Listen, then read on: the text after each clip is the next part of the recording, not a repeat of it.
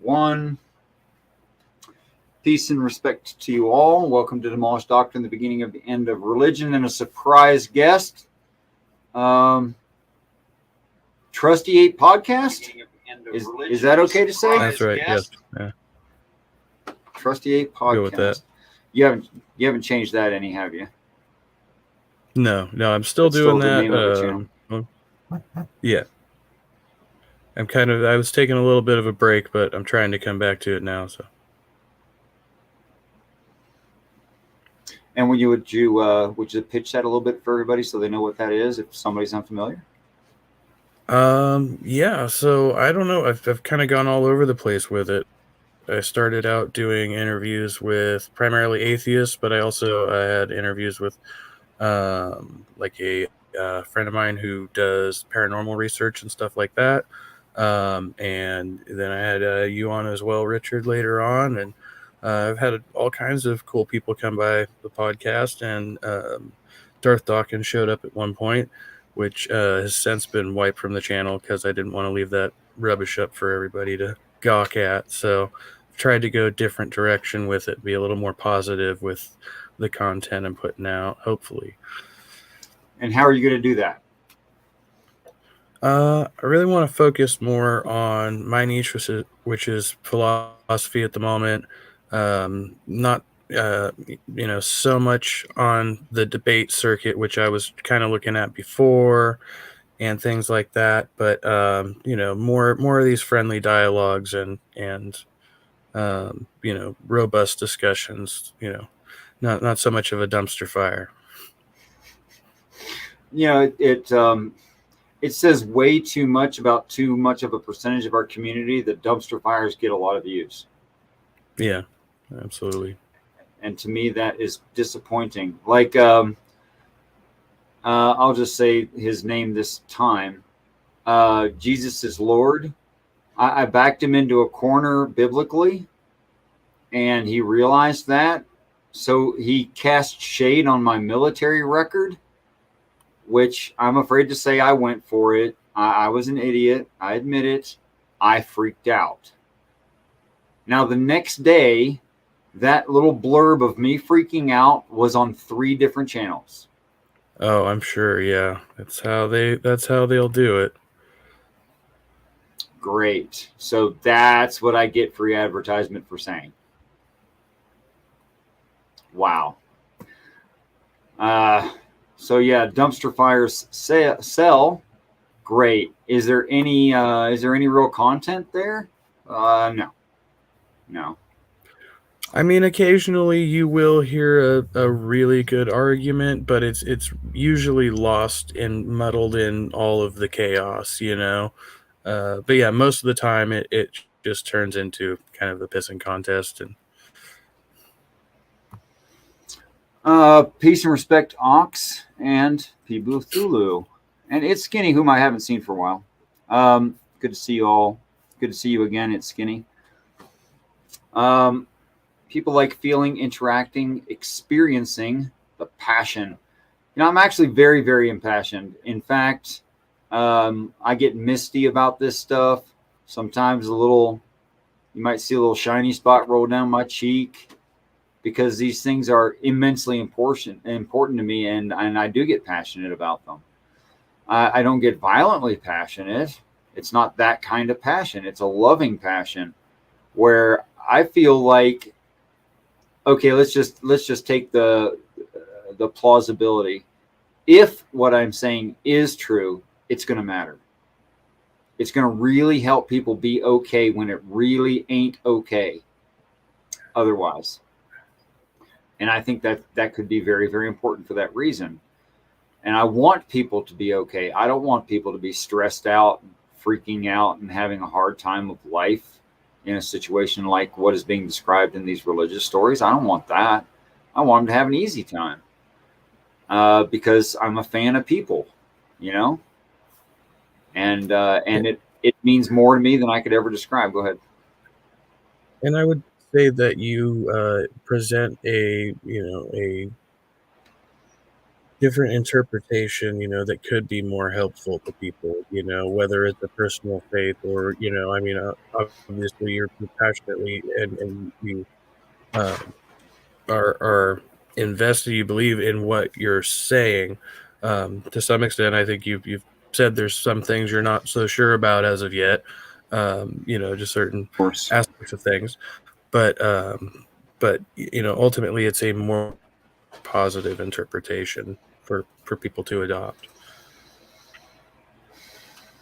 Well, if the Christians are right, there's no way to prep for it.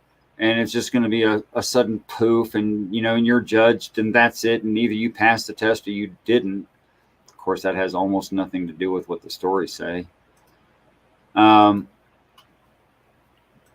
if they're wrong, it's a long process, and it's arduous, and it's difficult, and it's upsetting, and people are going to feel like, holy cow, the solar system is literally physically falling apart.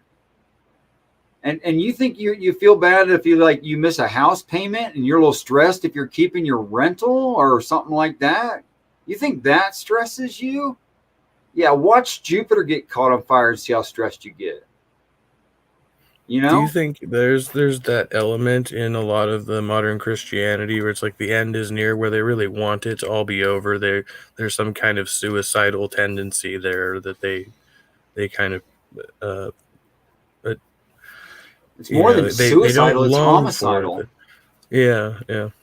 For some of them, it's homicidal. Some of them want to laugh while you are tortured to death or tortured permanently, whatever they believe.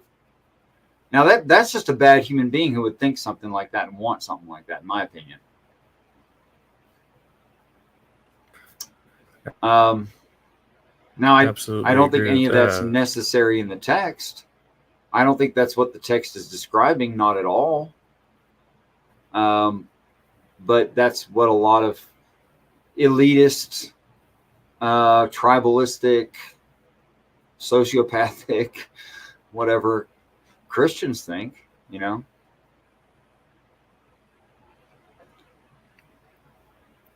Yeah, I've met a few of them. Well, I should say I know at least one who's open about it, with me in private. Of course, I could never get him to come on a show like this. Well, maybe, under some kind of, assumed identity or something, but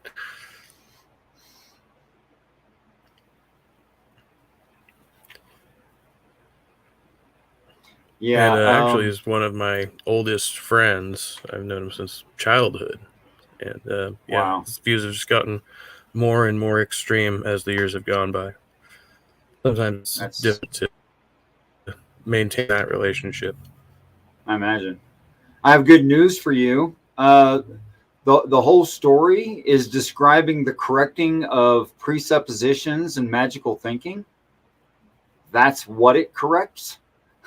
So chances are your friend, unless he's totally nuts, will be fine. Because of the truth that he doesn't understand from his own religion, he'll be okay.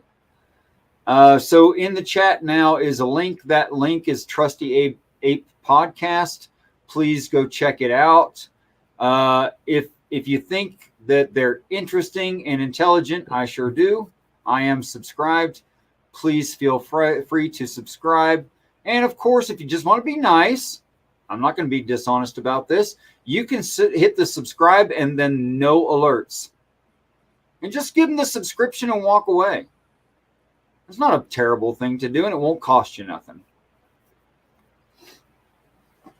I find that I learn about users, and I'll go and hit the button, just to subscribe, and then I won't hit that notification bell, and then it's like, and if I certain content creators, they aren't gaining as much traction as fast as others, and I'll see them in side chats, and then I'll go back. I'll say, wait, I haven't heard anything from this person in a while. Yeah. I'll go back and see, I never hit that notification bell. And so, every so often I go videos out and, try to mix up content I'm watching. I saw a little buffering thing on my screen. I hope my thing isn't Yeah, lagging out or anything. it's okay. It's not that bad. It's not that bad. I wouldn't reset or anything. I'm not having a trouble understanding what you're saying. I don't think anybody else is either. It's just sometimes I have to stop and wait for your audio to catch up with where your mouth is. Got it. Yeah. Let me know if it gets worse or anything. Well, you could switch to an icon, and that might give you a little bit more bandwidth, and maybe it'll work out better. Maybe it won't. Maybe it'll be just the same. Okay. I know I'm back in my jacket again on my icon, so. How'd you magically get back in the jacket? Yeah, it sounds like it's not doing that now. We'll see over the long term. Okay, so you and I have been talking for a minute. What do you think? Am I just out of my ever-loving mind? And if you think so, don't pull any punches. Or if you think there's some small part of it, I'm out of my mind. I mean, I'd appreciate you as a friend actually telling me about it. I don't think you're out of your mind. I definitely think you have what some people would call radical ideas, and people might have different interpretations about what radical ideas mean, or revolutionary ideas, perhaps. And they can sometimes be construed as crazy, and historically, and we know that, and then can end up being extremely valuable, whether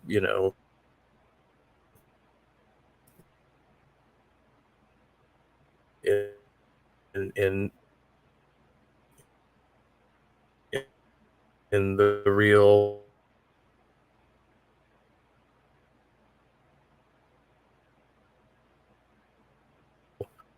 outcomes of things, or at least in the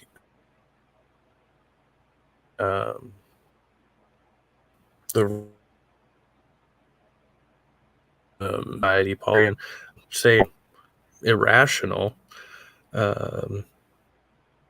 It's just very unique to what I've heard before. Yeah, the fact of the matter is that it's so horribly unique, and that's not me bragging on myself, because I don't think I made this up. It's so horribly unique, and it continues to work so well that I can't imagine anyone ever seeing this on their own. I don't think it would have helped if you had like 3 or 4 different doctorates in all the right areas, and you could have like just been the most brilliant dude ever. I don't think that would have helped you. There's probably people who have looked at these stories before who had all that experience, qualification, brilliance. And I'm certainly not that person. Peace and respect, Gary Priestley. Welcome. So, having been an anti-theist when this happened to me, I certainly didn't want it to be true. In fact, I'd have thought at the time that I'd have been much happier if it weren't true. That's the way I looked at life. I didn't want there to be anything that could be God-like. I didn't want there to be anything that could be heaven-like.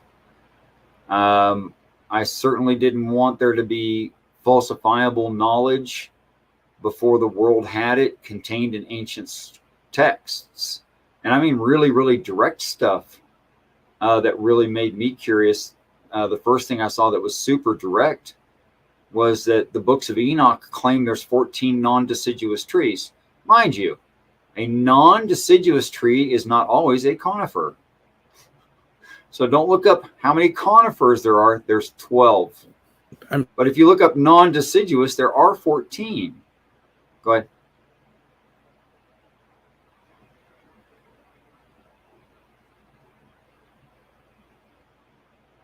And then huge delay.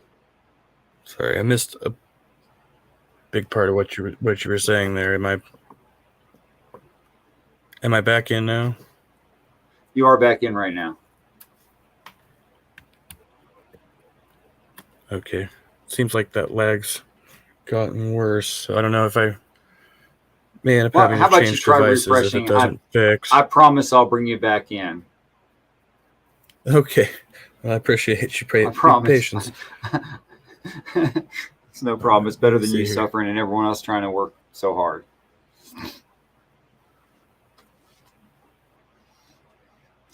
Yeah, there are specifically 14 non-deciduous species of tree worldwide. But how did they write that 3,500 before the Common Era? How'd they write that? 35 to 5. We're not exactly sure. Worse, I can't remember exactly when they say the first hard copies of the books of Enoch were in circulation. I don't know. But I know we didn't have like a survey of the planet in all one people anywhere. Like, when was Australia found? And one of the non-deciduous, namely a eucalyptus tree, it's in Australia. Who could even known that Australia and the surrounding islands were there when there hadn't been anybody but the Aboriginals on those land masses? There wasn't anybody. So how could they account for that non-deciduous tree? I think that's not possible. So what does it mean if you have information that you can't have? It means somebody else had it and they shared it with you. That's what that means. Well, if it was nobody on the earth that had that information to share it with whoever wrote Enoch, and I don't care. I don't care if it was actually a person named Enoch or not. That's irrelevant. But in order for someone to have the knowledge, to share the knowledge, they had to know every non-deciduous species of tree on the planet. That's pretty easy to say, well, nobody here could have done that.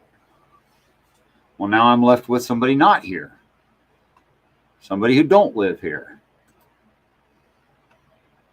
So many choices there. How are we doing now? Hey, hear me now. That seemed continuous. We'll see as time goes on. Unfortunately, I had to come outside, so hopefully there's not more background noise. Yeah, there's dogs now. Don't care. All right. Your voice is louder and more clear. We'll put up with the dogs barking. How's that? Hey, sounds good to me. Okay. So, like, seeing the 14 non-deciduous, not to be confused with conifer, non-deciduous trees on the planet, because some of them are not conifers, like, let's see, what is it? Holly, the holly family of trees, not conifers, but non-deciduous. And the eucalyptus tree, and also, what's that? Appalachian mountain range shrubby kind of tree, produces a flower-like object that's not actually a flower.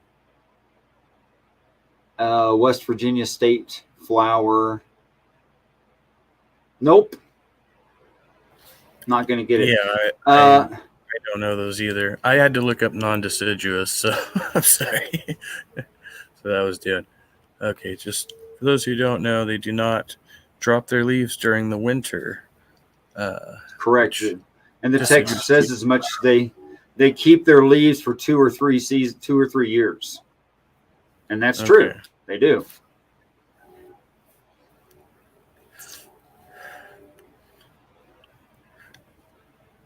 Yeah, well, I mean, it's strange the way that we have such variety in nature, to where if you were to believe like the Genesis, for instance, literally, and all of that, talk about that. It wouldn't account for all those varieties that we see. And so I think in a lot of ways your interpretation makes more sense in that we would actually be losing that variety as we get into the story, right? So I'm not sure exactly what you meant.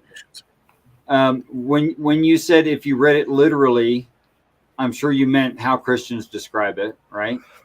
And in which case I'd have to ask if included in their description is that the plants existed before they were ever here, because that's necessary in Genesis 3:2, and every plant before it was in the earth. So it was somewhere besides here. And they never preach on that. Or I could be completely missing your point, which I would need you to speak more about. No, I think you got it right there, and I think you were talking about that a little bit earlier as well. How they don't account what there would have been plants before the sun, right? Or something. Yeah, sure. Was not the right point. Sure. Oh yeah. Well, not that I take "let there be light" to mean let there be a light source. I actually read that as let there be refraction of the light, or let there be general lighting, something like that. And here's why I take it that way. And tell me what you think of this. I'm pretty sure you haven't heard me talk about this one. If you trace back the actual science, like human beings are one of the newcomers to the planet, right? We're pretty much babies here, and a lot of stuff been here a lot longer than us. So you walk it back. Mankind, before that, what we consider modern animals, right? And some modern plants. Before that, ancient animals, ancient plants. Before that, ocean. Before that, atmosphere. Now, science says it happened in that order and it couldn't have happened in some other order. But that's exactly what the text is saying about it. That's what the Bible says about it too. Mankind, before that, animals reproducing in his kind. Before that, animals and plants reproducing in their kind. Before that, plants in their kind. Before that, let there be separations of land masses, seas. Before that, let there be light. So I take that to be the same description in the same order, but let there be light means let there be lighting. Now, other than the flat earthers, when you look at pictures of moon landing, you get a very crisp, clear-cut shadow. Half of a thing is lit, the other half is not. And there's like nothing in between. It's a razor line, but there's no smudge. On our world, because we have an atmosphere, and that's because the moon has no atmosphere. Because we have an atmosphere, you have a smudge of general lighting like everywhere on the bright side of the earth. You have to like go into a closet and close the door to get out of the light. There is no darkness during light on our planet. That doesn't happen. Do you think there's some kind of veil or a buffer between us and the light source? Is that how you kind of interpret that, or? No, I think there's atmosphere on this earth and none on the moon. So when you say let there be light, it's referring to the light being spread out, not there is now a source of light. Right. I think they're just, my dad's bigger than yours. He made everything, that thing. I think that's what they're doing. They're claiming as much as they can all the time when it doesn't even make sense in the story. Peace and respect, Doc Fearsome. So if the claim let there be light means let there be refraction of light, that is atmosphere, and they're saying that the first thing on the planet was atmosphere, and it's obviously the transformation of the planet that's being spoken of there and nothing else. We don't find, I don't know, dinosaurs on Mars. I haven't seen any. So there is no ancient animals on Mars that we know of, and there's no modern animals on Mars. There's no oceans. There's some water spatterings here and there apparently, but not like oceans or anything. I don't think. I mean, we've done some sampling and stuff, but I don't think we've done like deep excavations on Mars, right? To really be sure there's not ancient stuff down there somewhere. No. Oh, that's true. That's true. We are not even done looking at Mars. And Bumblebee said, "Are you sure he wasn't talking about light beer?" It's an interesting reading frame you got there, but I feel like it's not talking about light beer. Peace and respect to Maya Atkinson. Welcome also. Yeah, so it does align with science if it means, hey, put air there. Now, it would be convenient for me personally if I could say, oh, here's this evidence that at one point there was no air on this planet, and then it suddenly showed up, and there was all this damage caused by it, and I can show you the damage. It's all over the planet except for in crustal plate tectonic movements like I don't know, the Appalachian Mountains. That's not one of these cases. Or, the mountain range on the west coast of the United States going up into, Colorado, whatever that one's called, Rocky Mountains. And other than that, you see it everywhere. It'd be super convenient if I could say that. Guess what? I can't. I can show you exactly what happens when you have huge amounts of supersonic air movement, because it creates this pattern. And actually, when it comes to like painters painting landscapes, your brain won't accept it as a mountain range unless you see this pattern. And here's the pattern. If there's 3 triangles at the bottom, there'll be 2 above that. There'll be 1 above that. Now, there's no weathering, which is a random process of wearing things down, that will cause pyramids. It just won't. But supersonic air moving downward, spreading out evenly in a bowl shape, all the dirt on that ring of that bowl will have that print on the inside of the bowl. 100% of the time. It just will do that at different angles depending on the airflow, but it'll just make those triangles. Now go look at the planet. But there's never been on this planet any kind of a justification for supersonic air movement. We don't have a causation for that. But it must have happened. What do you think of that? Peace and respect, Titan Uranus. It's definitely beyond the realm of my scientific knowledge. Something you said though was interesting to me, because you were talking about how if you're painting the portrait of the landscape, that your brain would only recognize a certain pattern. And I think about how we see all these kind of chaotic events, these kind of random non-patterns that occur in nature, and usually that's kind of where you start to see these kind of these illusions, like these figments. Your brain starts, it's like like an unusual tree will look like a person, rather than a tree when Sure. you at first glance, Sure. until you really look at it.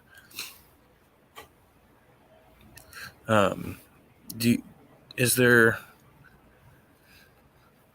like some element to that makes it harder in your view for us to see the pattern that is there? Again, like from your description, what I'm hearing, and the way we're kind of not able to, as the Christian would say, know the mind of God, right? Because it's just far too vast and complex. Is that kind of a part of that? I would never make a claim like that. No. I think where the text says it's vast and complex and no one can grasp it, it's talking about like all the repercussions of some super basic fundamental things. If I only talk about the fundamentals, I think a child can understand them. If I just talk about the 7 major spirits, I don't think there's anything challenging about that, actually. Let's see if I can find something for you. I'll just type in mountain, M-O-U, wrong letter, U-N-T-A-I-N. I'm just going to Google the word mountain. My kind of take that a lot of any kind of spiritual believers are trying to find some order in the universe, some order in their lives, and that's kind of what they use the spirituality of the religion for, is to create order where they see kind of chaos, Well, it helps people because we like being comforted. You know, and if you're a kind of person who's kind of delicate and you need comforted, yeah, religion's great for that. If that's what a person's wanting, needing, it's often a useful tool for people like that. Me, I'm a stubborn ass who was way too encouraged by parental teachers who claimed to be teaching me how to think on purpose, and then I grew up believing I could think. And then, where is that one? Hold on a second. Here we go. All right, let me bring that up for you. Okay, so here's a really good example. Although you see this, that's not a very good alignment. Hold up a second. Let me get myself and you out of the way. See if I can make it bigger. Plus. I didn't make it plus, or that made it minus, or what the heck's your problem? Okay, fine. That's as plus as I can get. Okay. Can you see my cursor? La. Yeah, I see it. Okay. So at the bottom of this obvious weathering pattern here on this bottom of this range, and also on the bottom of that one, yeah, you see these triangles. There's one, there's one, there's one, there's one, and there's one. And above them, there's one, there's one, there's one, there's one, there's one, and there's one. And then above that, there's one, there's one, there's one, and above that, there's one, and above that, there's one. So it's literally whatever it turns out to be at the bottom, the next row has one less. Okay. So that's the triangles I'm talking about, or pyramid shapes I'm talking about. Are they always gorgeous? Well, no, the wind sometimes comes from different directions, and there's an interruption pattern, and it's not always like super, super clean. However, sometimes it's super clean, and you're just not going to find a way to make snow, ice, and rain do that. There is no way to get them to do that. You could take weathered concrete. You could take weathered conglomerates of whatever kind you like. You could take just a pile of sand and leave it out for 100 years of weathering, and it's not going to make this pattern. The water running down it's going to make randoms. It's not going to make the triangle pattern. It's not going to break off evenly and make triangles or anything similar to that. In fact, the only way that I know that we can reproduce this, what's that? Is that not from the shifting of the plate, the tectonic? No, these aren't on fault lines. Movement. These aren't on fault lines. I can show you ones that are on fault lines. They don't look anything like this. Okay. Well, the uplift doesn't do this. Oh, by the way, the uplift has been sticking up out of the ground for a while. Why doesn't it look like this? If this is what weathering does. But the Rocky Mountain, hold on. I'll choose you an uplift mountain. Here's one. And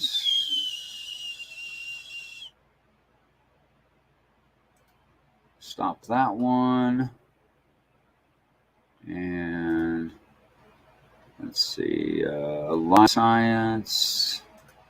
Let me share screen tab. Life science, share. And okay. There you have an uplift mountain. Now, are there sharp points?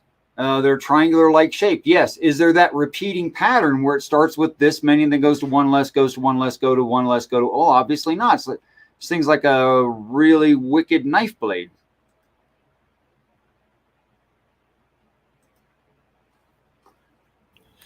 You see? Right. Now, that's been sticking up out of the ground for a while. Why doesn't it make that repeating triangle pattern?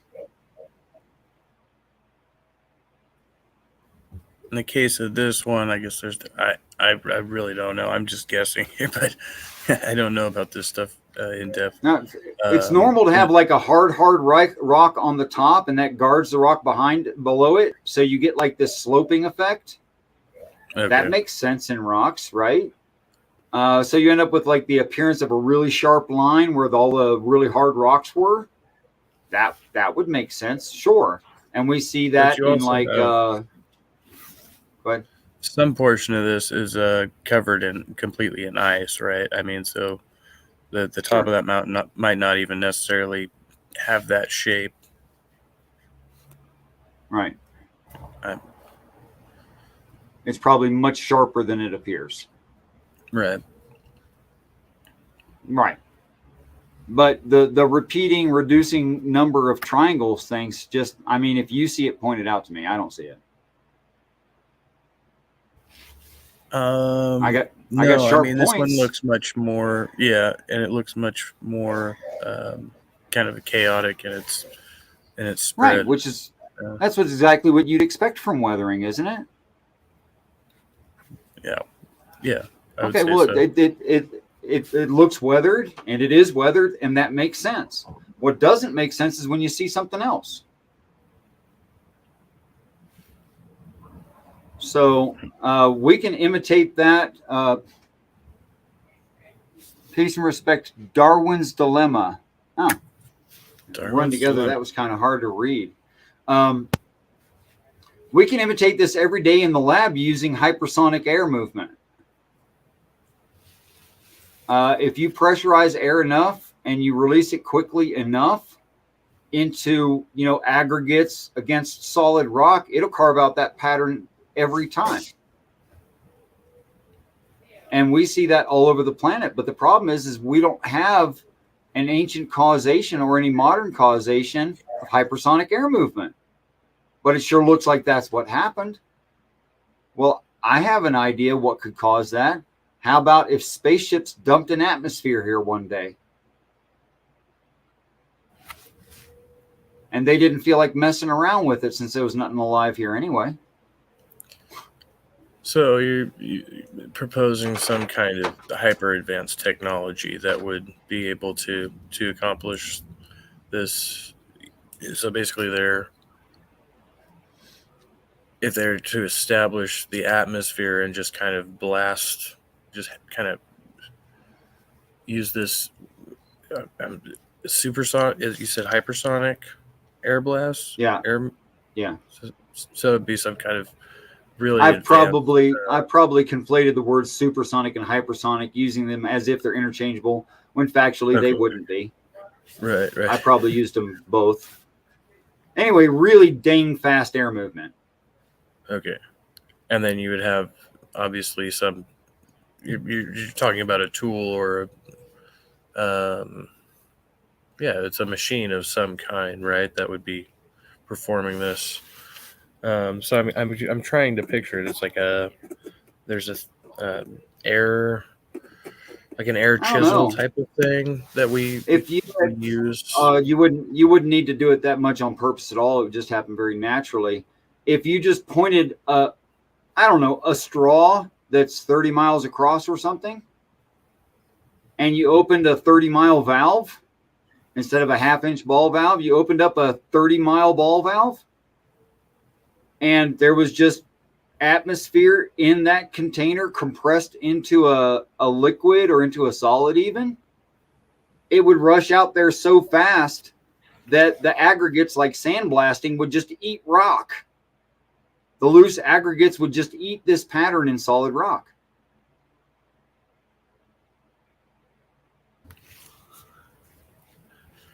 That sounds like something out of science fiction. I mean, it definitely doesn't sound implausible, but it does sound like, something you would find in good science fiction.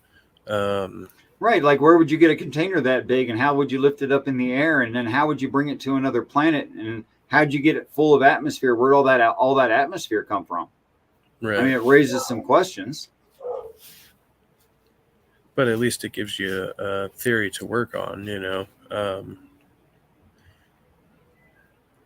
So how does the the one, how does the one interrelate to the other? So the misinterpretation is that we come from this, or were you presenting a theory? Was that kind of, that was related to where you were going with the initial conversation, right? Sure. That Christians are reading it as if it's magic when there's plausible physics that can be applied here. Right. I'm going to try hypersonic air sandblasting. I don't know if that's going to turn anything up or not, but I'm going to hit search.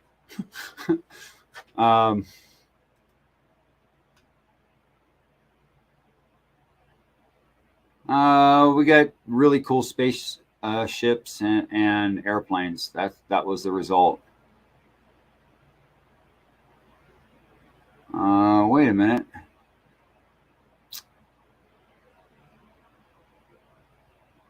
Missiles and planes, air resistance and movement. That's something, but not exactly what I'm looking for. Really? Is this all I'm going to get? It's only one. Like I can scroll it in 3 seconds. It's not very much. I'm going to have to find a different way. I'm going to continue to look for ways to say that work better for the computer. That's apparently a bad way to say it. Okay. Yeah. And addressing Hive Science's request, Bumblebee would give me the same example that I was just giving right there. What do you make of the serpent in the Garden of Eden? There happens to be a serpent, for real. And incidentally, scientists called it a snake. In fact,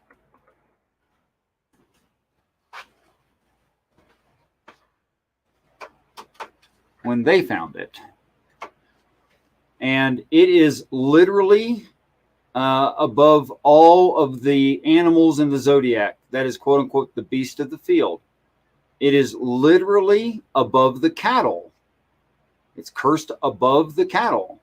That is, it's in the constellation Taurus.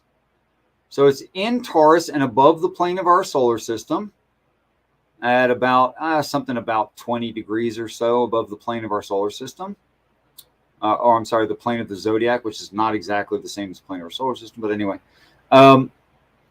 And it has great, quote unquote, enmity, which means literal or figurative distance. Could be emotional distance, but it could be geographical distance.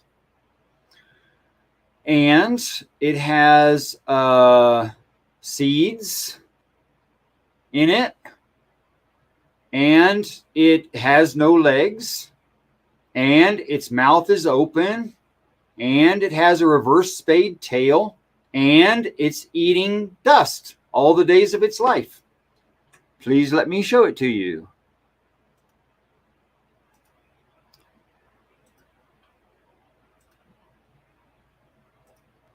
Here you go. It's called the Snake Nebula. Google Snake Nebula. You get this same set of photographs probably, or something close to it. And it is literally the curse in the text. Well, that might raise a question in your mind. They didn't have telescopes when that was written. Richard, didn't you just find a really interesting coincidence? That it happens to fit the curse? And is this necessarily what the curse is talking about? Number one Google answer when I Googled it the first time, saying, oh, this is a space object. I should be looking for a space object. Space object serpent. Enter. Snake Nebula. There it is. Never heard of it in my life. Who has? Like, what am I, an astronomer? What I'm seeing, it calls it a dark constellation. Never It heard is of a that. dark constellation, and it's part of the Dark Horse constellation. It's a dark constellation, yeah. Or dark nebula. Sorry, I think it. That's okay. I don't feel bad. Dark I nebula. imitated the word you used, and I used it I don't wrong know too. why. It's called the Dark Horse Nebula, not the Dark Horse constellation, but I adopted your word constellation for reasons unknown other than sympathy. Yeah, there was a word. There was something about a constellation in the sentence following it. So just put the two together. Yeah, it's part of the Dark Horse Nebula, and it's called the Snake Nebula. It's a section of the Dark Horse Nebula, but it's literally the curse. Like, that's where it is, and that's what it looks like, and that's what it's made of. Yeah, it's definitely some interesting stuff to look into there. I mean it it comports with what you're saying. You said. I mean, I'm sure there's. Um,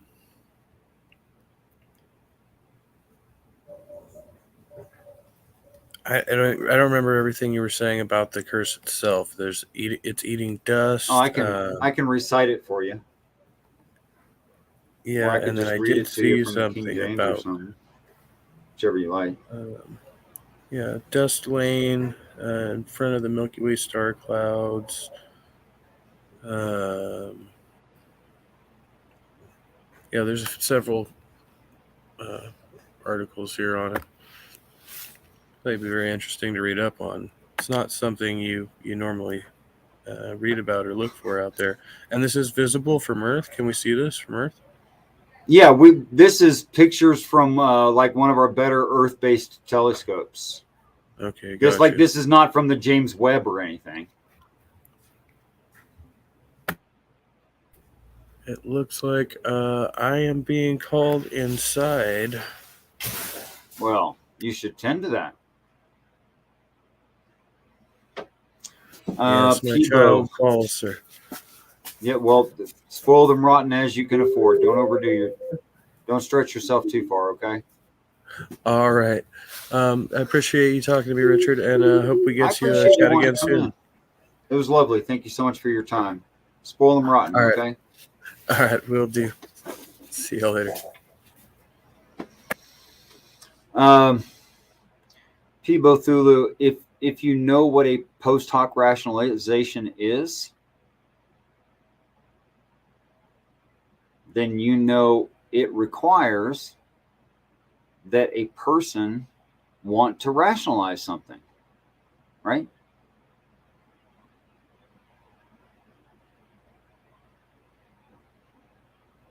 Right. So tell me how a whore chasing, motorcycle riding, Morgan's spiced rum, and Coke drinking guy like me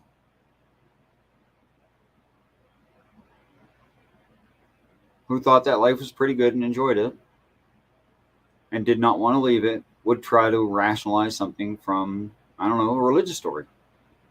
Like, why would you even want to do that? Why would you, as an anti-theist, it's not like my life went to crap. I was fine the whole time. It's not like I became desperate. Like, you're doing the same thing my sister did. What did that woman do to you? Nothing. I was absolutely fine.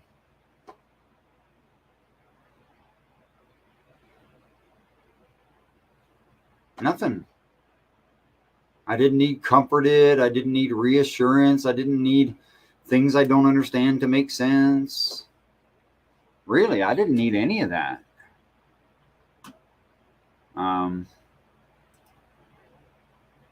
None of that was stuff I wanted, actually. If anyone wants to come in. Oh, wait, that's... that was Trusty 8 podcast channel. Let me try that again. Invite, copy to clipboard, paste. There we go. That should be it. If anybody wants to come in. What's fallacious reasoning? That the description of something fits something in reality? Is that fallacious? You know, if it quacks, it's got webbed feet, it's got feathers, and it's on a pond, it's probably a duck or a goose or a swan or something like that.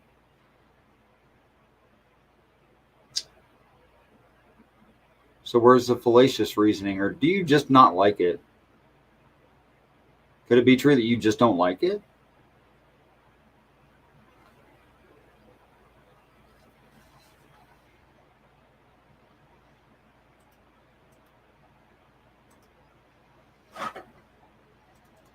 We got somebody backstage. I know that but I'm looking at another screen right now. I'll be right with you if you have just a moment of patience.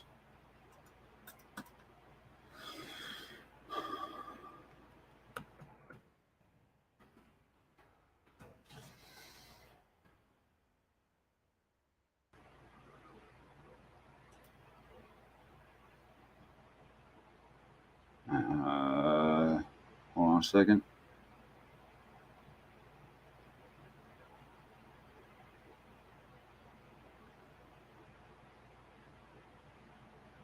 Here we go. Genesis 3:14. All right. Back to StreamYards. Pibothulu. Peace and respect, Pibothulu. Hello. Speak and ye shall be heard. I hope so. Is it working? I hear you. Hear you perfect. Oh, good. So post hoc rationalization is you have an idea and you find things and then you go, oh, this matches my idea, which is kind of not how you're supposed to do it. You're supposed to go, I have an idea, and now my brain's gone to mush. You've been talking to me too long. No, I stepped out and then I missed a gap and I came back and it's like, look at the trees. It's like, ah. So about the Bible, why should I care? That's my gripe always. You shouldn't care. There's nothing. So yeah. You shouldn't care unless it's true. And you should care about everything that's true. Works. What's that? Right. So how do you map that the Bible might be true? That it might be true? I don't know. I don't know how you would like. So you make a prediction. That's already a hold on. I will mute you, brother. Hold on. There's already a presupposition in that it needs to be true. Because if it's not true, it's false. Right. Like, why would you suppose it's already true? That's why I'm saying I don't know how you would come to that. I didn't say that. Oh, if that's the words that I've uttered, then obviously there's a problem with the accent and stuff. Okay. Like, all right, so we have a book. Yeah. How do we verify the book? Well, the best way I know to verify anything is see if it's like comporting to reality, correspondence theory, right? If it's plausible in physics, that would be handy to help make it true. If it's logically possible, that is, it's not contradictory, breaking one of the three basic laws of classical logic, stuff like that. Yeah, I'll go with the matching reality. Like, I consider the laws of logic just to be like maths, a description. Like what description? I missed a word. Maths is a description. It's like language is a description. So the much vaunted laws of logic are a description. This is this. This is not that. Something is either this or that. That's just a description. That's what it boils down to. They put all the fancy stuff on top. That was it. But that's it. That's just descriptive. Mm-hmm. Which means it would correspond to reality anyway, right? yeah, it's definitional. It's like, Sure. yeah, but like that's like, because I was thinking about the classic Greek philosophy. God, the boat, where you start off with a boat and then over years you replace the bits of the boat, but it's still It's the someone's shape of the boat. boat. Yes, someone's boat. It's like, is it still the boat? It's like, well, Right. interesting when you consider that, okay, what is you? Well, you are both the atoms at the fundamental level and the pattern that they make at the top end level, or the macro level. Mm-hmm. Sorry to diverge from the actual topic. Not yet. Yeah, so, like you have multiple books in the myth category. How do we sort of like get anything out of them? Well, you could try comparing them to reality. Right, that's not necessarily going to work, because potentially, given the source of the books, they're going to be based out of reality, as in the creators who are part of reality. You see what I'm trying to get at? No, nope. Everything but if in you the have books patience, I do too. everything in the books, because of how they're created, are going to have some aspects of reality sort of in them. At a fundamental level, they're a book, hence they're real. And if there's people creating them and the people are real, Mm-hmm. then aspects in the book will, because of things, comport to reality, because it's all Right. real. Yeah, and that way they're already real, all of it. Right. That's not what I'm talking about when I say are they real. Yeah. Yeah. So then you say so then it's which aspects of the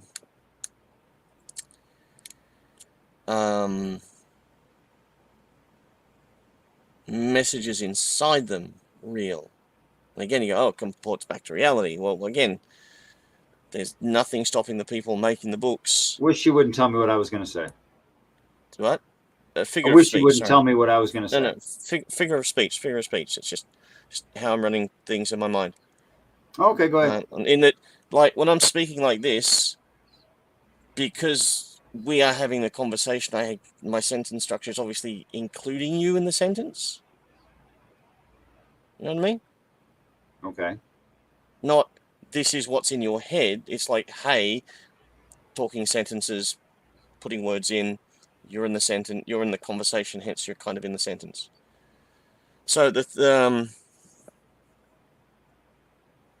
so the people making the books, the people making the concepts, putting the concepts in the books, they can literally draw upon the reality around them to put into the books, to go along with all the other stuff that may not be in reality to put into the books. So they have to separate what can't they? what's in What the cannot books. they put there? At the extreme level, there's nothing they cannot put there. That's not true. There's something they can't put in there. Which is? Things they don't know about but do exist in reality. Oh no, they can make a good guess. That happens all the time. Oh, really? Yes, that happens. That happens a lot. Perhaps you would go for a simple guess if that's so easy to do with a good guess. Would you like to try one? So, do you want me to give you a guess about something we can't know? No. Well, but we will later know. We could test. Currently, I don't have any inspiration on things that we currently don't know. If we can't know it, then by definition, I can't guess it. That's not how that works. Right. That's what I said. You can't put things down in a book that are true in reality that you don't know exist. You can't. And you said they could guess. That's not true. No, your sentence back there just changed. How did I change it? So, to quote the politician, because I mentioned him before, that got stick, there's things we know, there's things we don't know, there's things we know we don't know, and there's things we don't know we don't know. Right. I think he was under Colin Powell. That's actually, he was actually drawing upon an actual philosophers. When he said it, no one realized it, and he got stick for it. So I could, given how different brains work, this is where I go to like Escher. Escher created art, of which the mathematical principles are really amazingly extreme and kind of fundamental. He didn't finish high school. It's just how his brain worked. Like he went to lectures where mathematicians expanded on and expounded the mathematics behind his artwork. And he was just sitting there and smiling and nodding and not really understanding what they were saying. But we've got Escher's artwork. Like something in his mind was creating that, and then he's bringing it to the canvas, or in his case, woodblocks. As he says, in his final stages of life, he was disappointed that he had images in his head that he did not know how to transpose out into reality. Okay. There are artworks that are lost forever because he couldn't figure out how to represent them. So if you've seen like the unending stare, which is a bit of a cheat, which is the one everyone kind of knows, well, he's got even more extreme artwork from that, to the point where like he just could not continue to represent what was in his head. Okay. And that's an example of... He didn't know. So in a fundamental way, he didn't know what the processes of his mind were doing. He didn't understand the maths behind his images, but his brain just made the images. Okay. It was an aspect of a fundamental bit of him. So he was doing something that, using the words literally, he didn't know. Because he didn't understand the fundamentals of maths. But, okay, descriptive. Do you know what I mean? It's like another artist I like is Geiger, H.R. Geiger. His biomechanic stuff, that's just his personality, him creating those artworks. The fact that other people have since come along and go, oh, look, here's a form of biology, here's a form of this. This is how this can actually work. Isn't it true that maths describe reality? So does language. But that puts them... I don't know why you threw out a red herring like that. Isn't it true that maths describe reality? A red herring? It is? No. Because I have a point that I'm going to. Okay. Maths describe reality, yep. Okay. And his brain just worked that way, and his brain was part of reality, and he's just a mathematically minded guy, even though he just hadn't studied math. Yes. So when some very educated math person saw his stuff and could recognize that there's math in it, which math just describes things that exist, isn't that kind of the mathematician making the art fit math when math is meant to fit the art? No. Yes. No, because he's not making the math fit the art. He's explaining the geometry. In some of Escher's work, there's actually like higher plane geometry depicted in them. Okay. So the like Escher just created the image. The mathematician's going, oh, here's the higher plane geometry that's being graphically represented. Would that it's be like when you have a mathematical equation? ESCHER? Escher? I'd have to type him into the Boolean engine as well. It's like when you have a mathematical equation and you can algebra and you can plot it out on graph paper, yeah, and make the pretty curves and curls. Right. Okay. So the lines on the graph paper are manifesting. They are representing the equation in a way, yeah. Mm-hmm. So the mathematician he's doing that in reverse. He's taking Escher's artwork and going, oh, look, here's the mathematical equation that's being represented, like the graph paper. Yeah?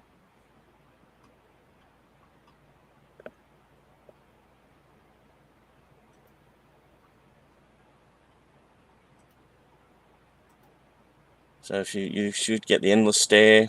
Endless stare should get you his name, because that'll be the reference off the bottom of the image. There we go. I've got some of those books. There's several samples, yep. right? So if you go down, not those. Oh yeah, copyright. I keep thinking about that. So the one that comes to mind, I can't really describe it because it's like a image at the bottom, image at the top, and then there's this weird inversion through the center and how it all flexes. Yeah. So this is a pretty good example of MC Escher. Yeah. Yeah. Spheres with lines on them. Yeah. Who wouldn't see math in that, but who wouldn't see reality in that? Yeah, because it's kind of like a drawing of a bowl full of apples. But it's some of his other illustrations that, as I said, the one where there's a image on the bottom, it's like mirrored on the top, but then it's different, and then there's like a strange warping in the middle because it's all connected. I can't describe it any better than that. Again, is it of buildings? Does it look like buildings? Possibly. But yeah, I'm just going off the what I remember reading in Gödel, Escher, and Bach, because Hofstadter was explaining the maths behind Bach and Escher and Gödel. Okay. I don't know most of those names, I'm afraid. Bach's the musician. Toccata Fugue in D minor, which is real. I love it still. Especially the Gyrus extended arcade version. Bach, before Mozart by 50 to 100 years, I think. I said I don't know the piece, not I've never heard the name of the artist. Sorry. It's when you hear a few bars, you go, because it's been around for ages. Sky, the band, they brought it back into popularity back in the 80s. Don't know who Sky is. I'm sorry. Musical quartet, British. I believe you, but I just don't know who that is. Oh, I mean, I'm sure you're right. They exist. Anyway, digressing, rabbit hole. Then you say Roger Dean, and I have to say, who's Roger Dean? Because I don't know. Wonderful artist. I said again, very, very 70s trippies. He did a lot of it amazes me what people were doing, because I grew up with them, in the kind of, but more sort of upside down. As close as I could find to. Yeah. Oh no, again, but yeah, as I was saying, he's making these images, expressing what's in his head. He has no control about what his head's doing because it's him. Right. Oh. Yeah, I'm losing my own thread of thought. Look, I'm not sure that extreme autism resulting in some kind of idiot savant who expresses themselves in paint is a good comparison of a writer of a religious story. I'm just not sure that's the same thing. What? Sorry? An idiot savant artist is not the same thing as a biblical writer. I don't think that's a one-to-one comparison. Well, my brain sort of goes, well, A, why not? Since it's a form of inspiration. It's not similar. And B, it's a form of inspiration. And B, where did we go to savants? Okay. You said this guy had a genius that mathematicians understood that he didn't, but it was a natural. You're just describing a savant. Oh, I have different concepts when you say the word then. I think, now that I've had time to process, I'm not that quick, I get the connection, the corollary that you're making. Okay. I think the man was a savant. Use that in a spoken sentence. Well, then so by that definition was Bach. Yes. Quite possibly. And Mozart, yeah. And I don't know enough about them, but there are people who do paintings like this. Like there's this one guy, He can fly over your neighborhood in like a helicopter if you'll pay for his flight. And he can do an aerial drawing of the entire area that you live in from memory, from seeing it once. And I mean, with amazing, like, which window had how many bars across it, like amazing detail. He'll just remember it all. Now, he doesn't know how he can do that. Oh, yeah, there's classic tale of a gentleman. He fell over in the shower, hit his head, and then he developed a form of kinesthesia. And he could then see from the sound of the droplets coming over his shower head, he would also then see light patterns. Again, that's a different rewiring of the brain. Right. Yeah. That's why the going back to a New Scientist article about the person that was studying the person that Dustin Hoffman played in the movie Rain Man. Sure. Why neurologists are studying the extreme end idiot savants, because hey, if we could understand it and then actually give that to everyone so that you keep the savant without the other extremism, wouldn't that be a great thing? I'll tell you, okay, to be perfectly honest, first of all, I find it emotively objectionable. Okay. If this is a reasonable argument, I find it objectionable on a personal level. Okay. So there's that. That's not a very good reason, though, is it? We are citing examples of things that are known to us. No, then no. In Ish's case, they weren't known. At his extreme illustrations, they weren't like that's why the mathematicians took note of him, because some of his artwork, until he'd drawn them, they couldn't get there. You know what I mean? Mind you, did the math exist when the person was born, or did the math not exist when the person was born? Well, technically, now we've got a problem of, does math exist if there's no one around to do it? Not really. Fundamental. Look, we absorb things as children. We don't know what we're absorbing. Certain brains absorb certain things certain ways. He couldn't. You can't tell me that he couldn't have absorbed the math from his environment. Sorry. Yeah, I can, because he's. So Escher was like in the 1890s, I think. Most of his illustrations are actually he's hand carved them into wood to print the damn things. They're not computer generated. All right, I know that. So that the traveling of information was a lot slower, and his upbringing was not the courts of Europe sort of thing. So no, he couldn't. He generally wouldn't have even been exposed to the libraries that would have contained the books that would have had the maths represented in them. You know what I mean? I think that sentence was too complex for my brain. Could you, like, say it you're saying, hey, way? Maybe he was walking along, and I'm being terrible with my paraphrasing, and he saw the mathematical equation, and then an aspect of his brain. That's not at all what I was trying to say in any way. This is me trying to get my concepts out to you, though. That's okay. As I said, paraphrasing in a very bad way. I did say that bit, I think. I don't know. So somewhere in his development, somehow he has encountered the maths. Yes? Is your hypothesis. And then I think that's reasonable to think later on, could be true. Yet later on, his brain has processed this, and then he has expressed it. Right? And I'm saying disagreeing because some of the images that he's created, as I said, the one where it's the inverted and merging together, there's higher plane maths in that. There's like 4 or 5. This is me now trying to remember the stuff. There's like 4 or 5. It's not the sort of thing that occurs in nature. It occurs in mathematics. Okay. And then he represents it graphically.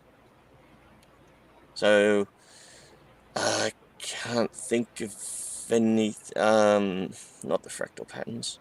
It's something that other artists and other mathematicians with artistic leanings have done, where they take the mathematical stuff and it's like you can take the concept for the Klein bottle and represent that.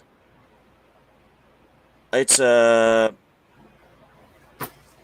geometric shape that kind of looks like a bottle that can't exist in our three-dimensional space. Okay. Because, so you're familiar with the Mobius strip, where you get the flat piece of paper. So you turn half the bottle inside out and it's on the other side, and it can't be, but it is. Yes, kind of. So basically there's one opening, and that opening is both the mouth and not the mouth. You'd have to look up Klein bottle to get the actual image, the graphical representation, but it can't exist actually in reality, like a tesseract, a hyperdimensional cube. And the only reason I know about the tesseract is because it's a fun dungeon back in 2nd edition D&D. Sorry, and we've gone down another rabbit hole. So no, back to so if Escher's mind can be inspired to create those images, that didn't happen that way. That's not. I don't think that's accurate to reality in a way to describe it. So how would you describe Escher's mind creating those images? A child throws a baseball. Now, in order for that baseball to hit its target, which the kid's going to take lots of tries and practice and hew the skill, refine the skill in order to do that, right? Before you can say, well, they can hit my glove at 30 feet away. Can be described mathematically.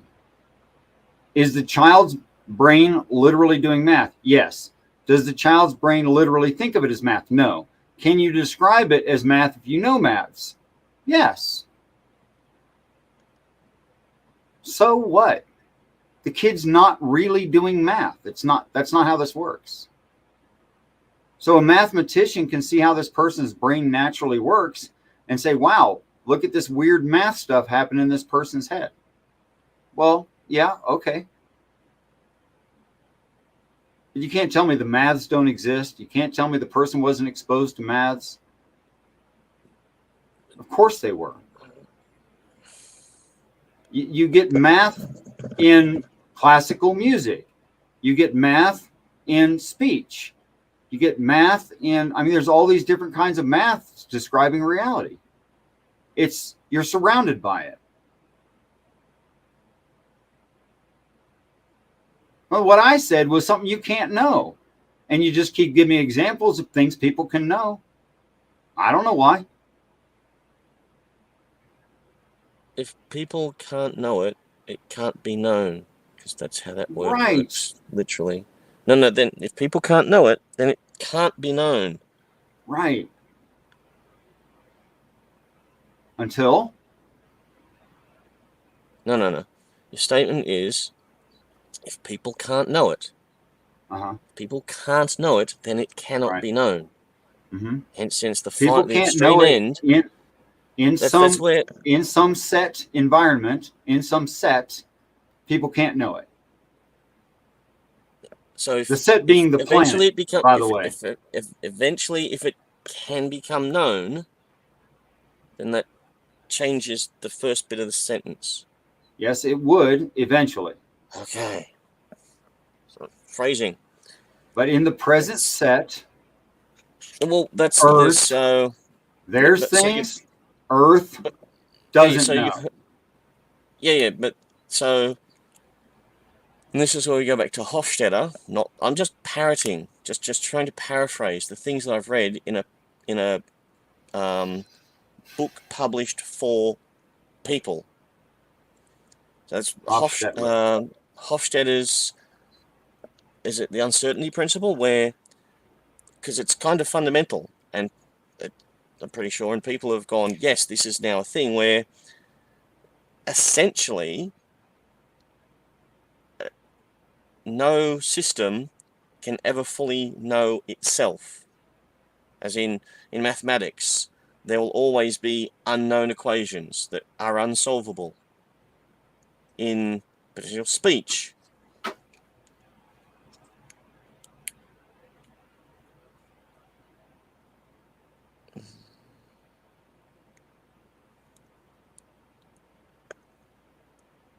I can't tell if that was the end of the sentence or you're pausing.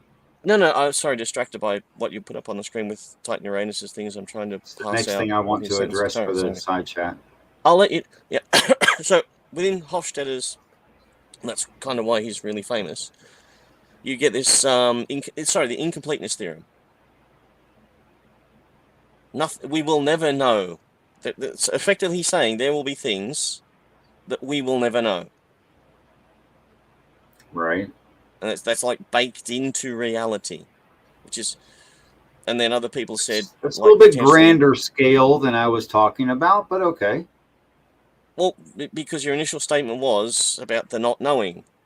I've obviously got a people really on this bad earth literal not mind. knowing. That's the topic. Writers of a Bible not knowing. That's the topic, all right. But you occasionally throw in the caveat of never. And that changes the whole context of the sentence to me. I said there's no way for them to have known. But literally, in the sentences sometimes, you say, no, you say sometimes. There's literal word usage and there's intent. I think you know, I was talking about the Bible writers. I think you know that. I'm not, didn't it? Sometimes you say in your sentences. Whole conversations about the Bible. But you put in never sometimes. Yes, they were never going to figure it out. They were never going to learn it. They didn't have that knowledge. They didn't know. On the set earth at the time. Then that's in the book, so obviously they did. No, they can't have. Then it couldn't be in the book. I'm sorry if I'm being terribly literal. But it's in the book, so they did. Right. Because they no, but you're wrong. But you're wrong. It only means they're not the authors. It had to come through them. No, I don't know why you say that. Because it's in the book, and the book's physical, and we have the books. And you just assumed they authored the books. Yes, someone wrote the books. I agree. Cool. Okay, cool. Now, because I think I'm getting to the crux of the diversion in our concepts. So, it's slipping away.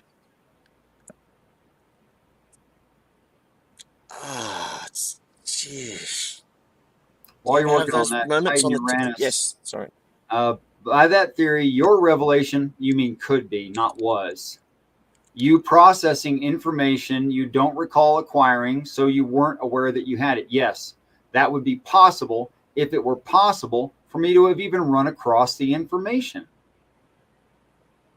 But since it wasn't possible for me to run across the information, I can't have processed things that I stumbled across that I couldn't stumble across. Other than that, you'd be totally right. So, occasionally, people literally get inspiration, and some of it is groundbreaking. Mm-hmm. Huh? So it's knowledge that effectively comes out of nowhere. It's random sparking the neurons, that sort of thing. That's impossible. And so suddenly, sorry? That's impossible. That's literally impossible. Why? Because valid information doesn't come out of nowhere. Didn't say valid. That comes from Did you not necessitate that it is true in reality when you said it was information? And if not, what do you mean by information if information can be not true? Yes, information can be not true. Harry Potter is not true. No, information is not true. That's impossible. I don't know your definition of information now. You think you think any data is information. Yes. Harry Potter is information. Yes, Harry Potter is information. Not. It is. No, each word in Harry Potter is information. It adds up to a bunch of nonsense. It's not The information. words have meaning. The words connect to concepts. It's not Overarching, information we because it can doesn't make exist sense in of it. reality. Yes, there's It does. sentences It's a in book. reality. No, it does. It's a book. It's not information, brother. That is a weird definition of information if information can be false. It's like saying, I know things that aren't true. No, you do don't. know things that aren't true. No. You can't The know Hobbit's a not thing true. that's not true. You can. The Hobbit's not true. It does not No, you comport can to know reality. things that can't be true. That's not the same thing as knowing something that isn't true. You can only know things that are true. 1 + 1 = 5 is not true. Let me give you the example of a thing, knowing a thing that cannot be true. Dwarves do not exist on this earth. I know a thing that cannot be true. That's not the same thing as knowing a thing that's not true. You can't know an untrue thing. There's nothing to know. It's not true. It doesn't actually exist. Yeah, I'm not grokking you. Sorry. You don't see the difference between knowing something can't be and knowing the thing that can't be? No, it's not processing. I'm sorry. I'll obviously have to really think a lot more about it or let it marinate. Okay. Sorry. I don't think that, like, in a debate sense, you can say something that is information that is not true. 1 + 1 = 5. That's nonsense. 1 + 1 does not equal 5. You do not know that 1 + 1 = 5. You We do not know that. 1 + 1 does. We do No, know that you 1 know + 1 it doesn't doesn't. equal 5 by the No, you know definitions it of. doesn't equal 5. Yeah, we know it doesn't. It's not true. Yes. You can't know that it is. It isn't. No, we You know literally that can't it is know. true. I'll tell you We know what, that it choose is to not know that true. 1 + 1 = 5. Choose to know it right now. It's not the point I'm making. It is, and your example. Oh, sorry, I was trying to point it as a. No, just believe that 1 + 1 = 5. Go ahead. I can't actually do that. I can see the No glass kidding. both It's not half full and half information. empty. I can It's see the face in the information that it glass. can't be true. It is not information that 1 + 1 = 5. That's not information. That's not what you asked me to do, though. It is what I asked you to do. No, no, my brain isn't wired Look, for you maths. cannot It's wired for accept that 1 graphics. + 1. You can't accept that 1 + 1 = 5 because you know it's not knowledge. It's not information. You know that. There's a problem with me not understanding the concepts that are mapping to your words. I don't know what to tell you about that. I've said it like 3 different ways. I've Doesn't run out. help. That doesn't help me understand. No, what's in your the mind. fact that I've That's run the problem. out is not my problem. I've done all I can. I've said it 3 different ways. Yeah, I get that. And I've run out. I don't know another way to say untrue things are not information. I don't know another way to say it. I've daily been where you are now. I have 2 languages, English, like Australian and bad English. And many times in my work, I encounter people to whom English is a second language. And yes, I often run into that frustration of, I have a concept about what you should be doing. These are the only words I have to express my concept, and I can see that the other person is just not grokking the concept, and it's like you hit that wall, and it's like, I'm not sure you want to understand, to be honest, Devo. I don't think you want to understand me. Look, it's really simple. That was really mean. Please don't do that. That's what I'm feeling. You want me to lie to you? No. Well, because I know you're brilliant, and I can't understand how you don't get this. Look, 1 + 1 = 2. Yeah. Stop. We don't need to go into the analogy. Is 1 + 1 2 knowledge?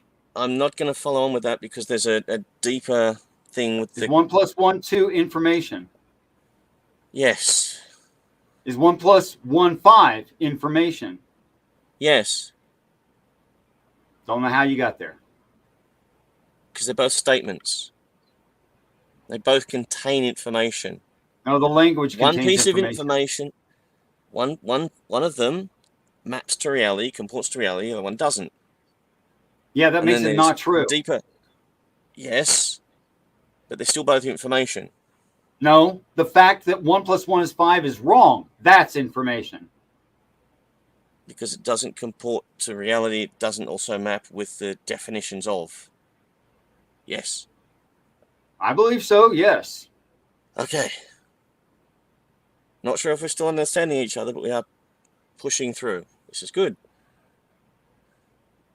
Okay, I don't think that a person can use something and call it information if it's not true in reality. Then that's the way I'm using the word information. It has to be true in reality. So it is true that 1 plus 1 does not equal 5. That's a truth. So, all right, so what do you call, so you're potentially then going to use a different word to map to a different concept of things that are expressed that are not true. Yeah. That aren't, because now we're getting into the whole. Well, they're either lies. So at one end you get the to drop it down into something like black and white and not offensive. 1 plus 1 equals 5. Potentially that's and then you get Harry Potter. Yeah, so both are not true. It's disinformation. Aha, so that's how you term it, right? Because it doesn't comport to reality. It's not information, it's disinformation. I could teach somebody, a child who doesn't know any better, 1 plus 1 is 5, they'll repeat it. So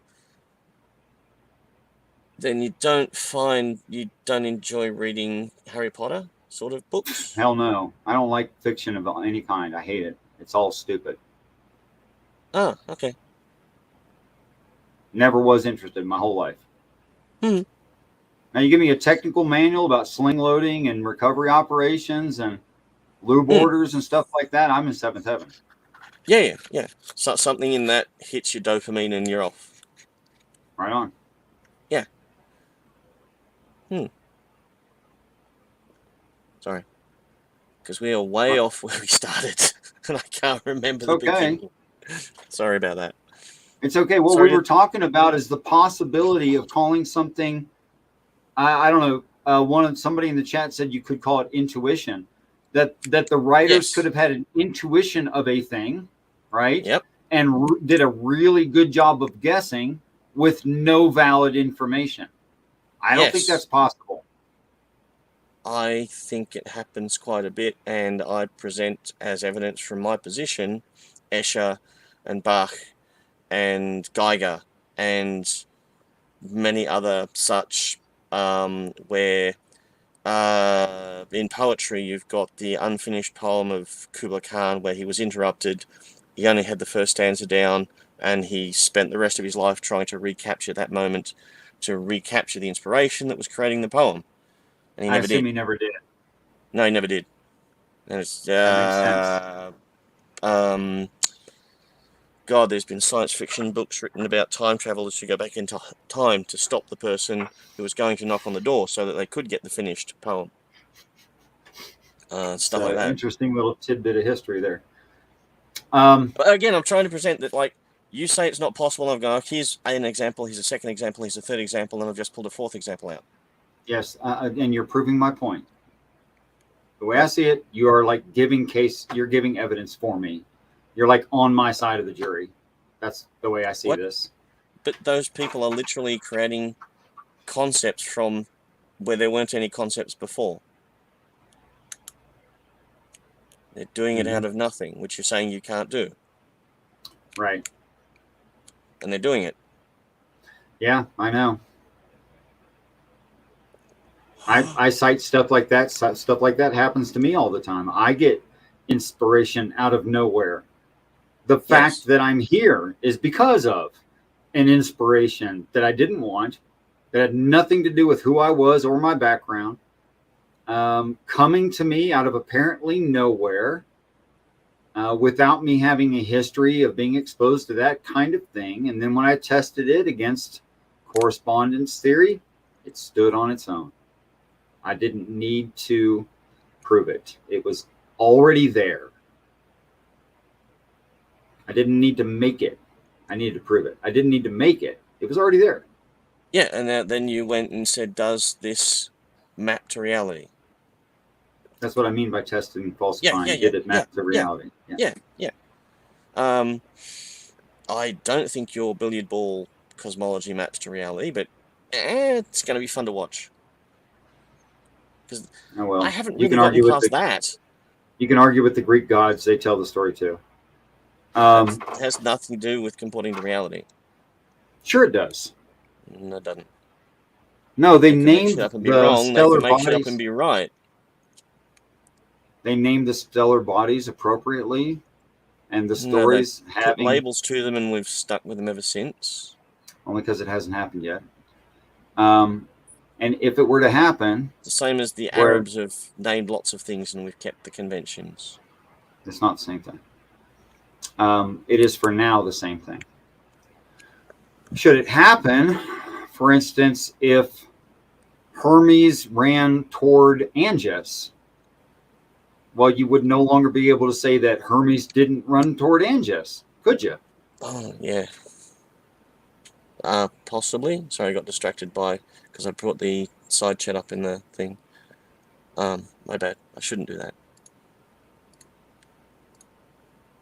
Hermes, or Mercury, the winged sneakers, messenger, yep, flying hat, messenger of the gods and all the that. Greek gods, the Roman gods, yep. Yeah, those guys. They run out to the fifth guy out and they kill him. His name means brightness. You see a bright thing, it was the fifth thing out after it ran out there. Yeah, no. Kind of hard to deny after that, wouldn't it?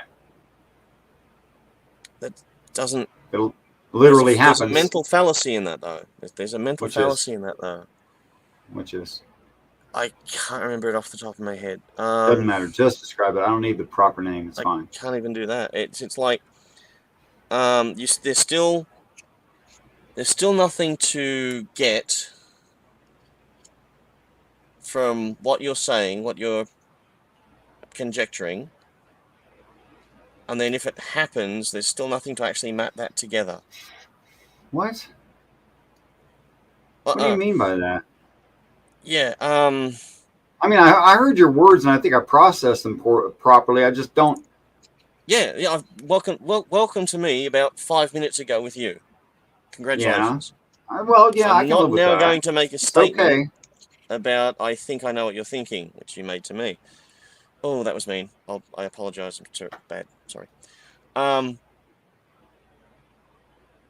You're better than me. You have a concept. That's all there is to that. That's why I apologize. I shouldn't have stop it.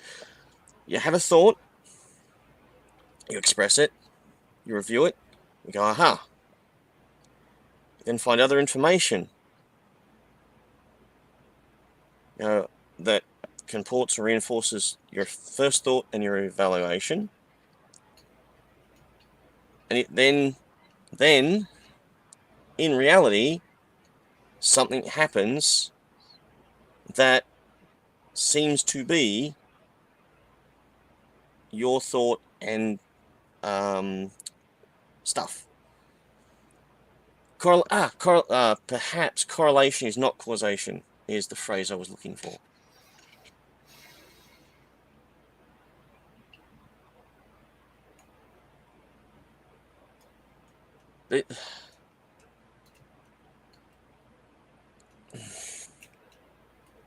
This is where we need an actual proper person who's studied the philosophy of science to step in and go knowledge and wisdom and stuff. Or at least you ever looked into information theory? No. I did. I'm having a hard enough time getting bits and pieces of stuff as it is. You ever look into the correlation fallacy? I did. Yeah.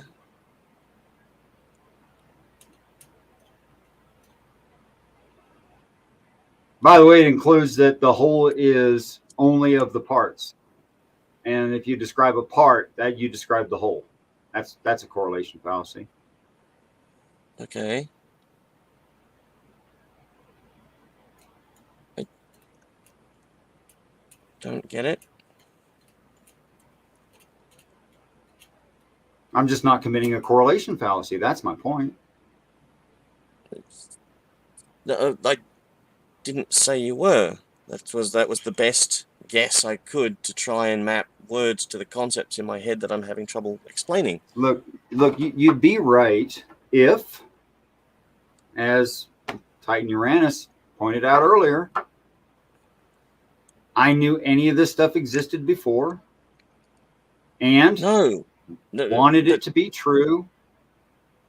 And when you give me examples of intuition, all you're telling me is somebody accidentally prayed. I accidentally prayed several times in my life. Didn't label it that, of course. You can't call what you're doing accidental prayer. That'd be a really self-defeating term, because then you know what it is. And things popped into my head that I had no experience of. I know I had no possible experience of them. Went to see if they were there in reality. Sure enough, they were there. And it wasn't the kind of things every time that you like hear about in a children's story. Celestial Billiards hasn't been there yet. That's the kicker. That's going to be the interesting bit. Yeah, I know. But I don't expect it to have already been there.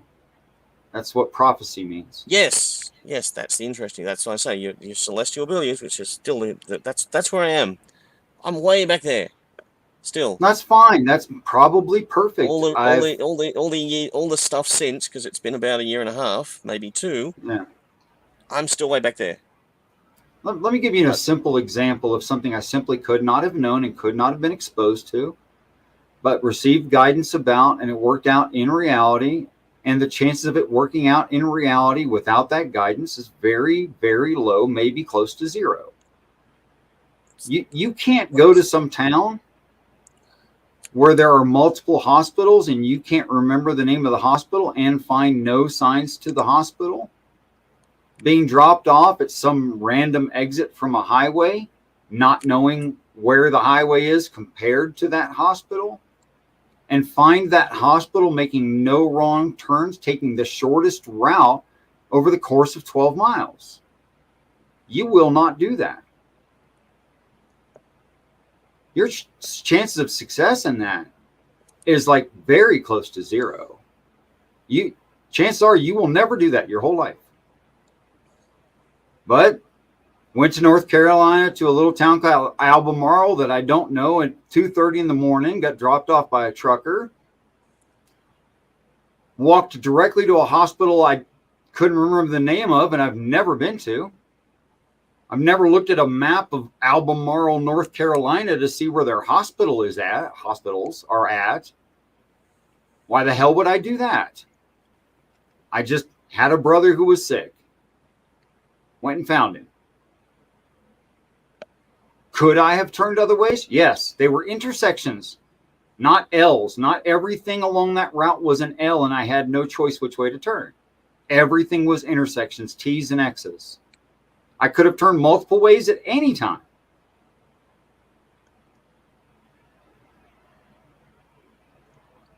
Right.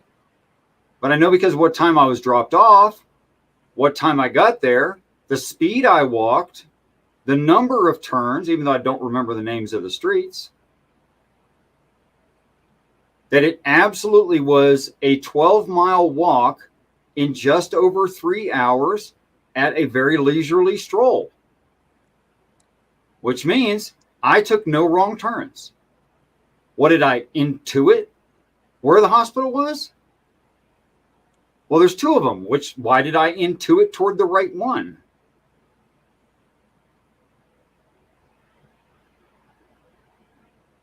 Literally no way to know. But I kept getting this internal nudge the whole way from the very start of it. And that internal nudge I followed, and that internal nudge brought me the right way. So you're a geopositioning version of Escher, is what you're saying. Okay, my brain understands your brain. All American cities everywhere. I don't know. That doesn't sound a lot of American likely. cities are fucking boring. They're squares. Sorry, never been to America. I don't know if it's a square or not. I've never looked at an Grid aerial pattern. view. I know what a grid means, and I know what you meant by square, like Foursquare. Oh, good. Yep. Like Anyway, a square map. there's potentially quite a few potential explanations, but you're happy with yours. That's good. I don't know how a person could say there'd be a high likelihood of me doing that. As Escher, Geiger, that's what their brains do. Now, I have what you're I saying have to me no is sense of direction. See, but what you're telling me is people pray all the time, which I already believe. No, I'm not. So. No, to me, that's what you're saying. People pray all the time by accident. I have no sense of direction. Okay. Like, I still have a physical... Incidentally, I got kicked out of the army for it. I keep a map book in my car, an actual book of maps of my city in my car. I don't actually use the GPS map in my car because it's like 6 years out of date and I can't be bothered updating it. I have used the Google Maps on my phone. I have a friend who, from experience of knowing the names of the suburbs in my city, can just be given a rough address, and from here to there, just with the rough address, can put himself a block away because he has a fantastic sense of direction. Good for him. It's just something he does. Yeah, that's what I'm saying. Cool. Different brains do different things.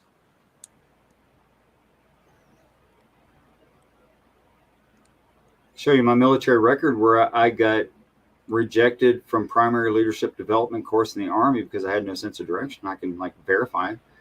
You asked me, did I want to pass that test? It meant money. It meant more money if I passed that test.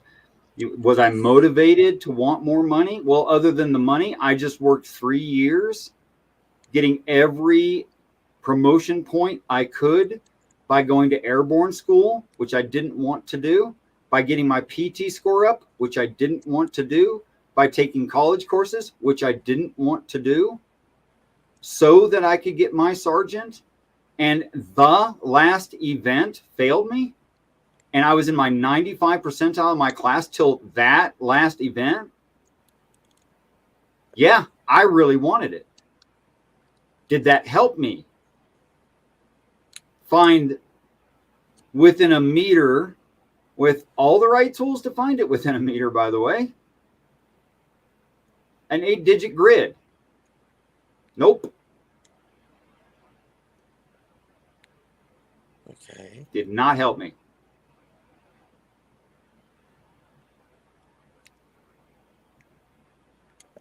Yeah. Got out in E4. That's still sorry. Okay, yeah. So it ain't for want. This intuitive thing where I magically understand where things are doesn't happen for want. That ain't it.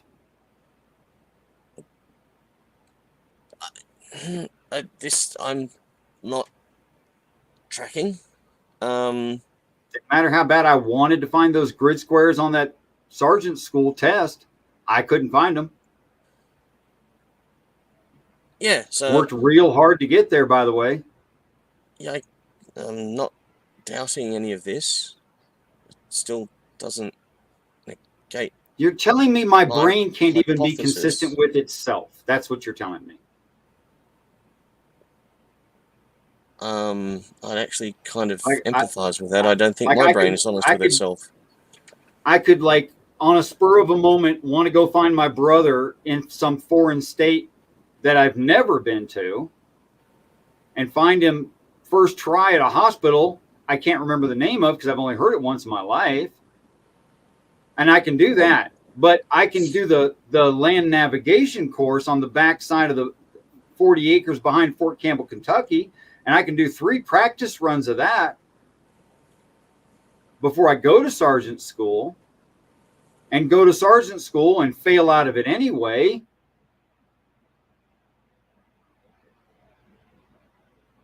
Yes, our 5 pounds of toothpaste are mysterious things. I'm empathizing with that. I don't know what that meant.